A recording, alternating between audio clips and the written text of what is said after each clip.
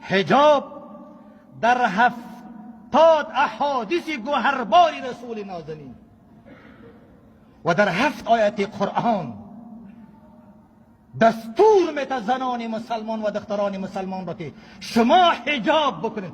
در قدم اول، در مرتبه اول حجاب برای یک زن مسلمان 4 دیواری خانش است. علما نشسته است زنان و دختران بدون ضرورت از خانه باید بیرون نشود.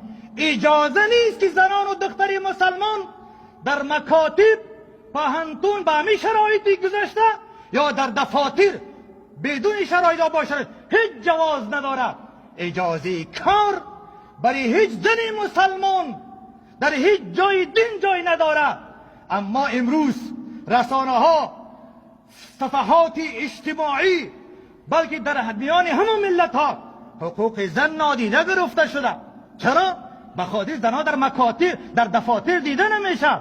گفتم قرآن عظیم شان در قدم اول تو زن مسلمانه فرمان میده که اگر ایمان با خدا و پیامبر داری و قرن فی بیوتکن، این گپی خدا هست، این امری الله هست. الله میگه تو زن مسلمان ضرورت نیست که به دفاتر بروی، ضرورت نیست که از خانه بیرون شوی به خاطر کار.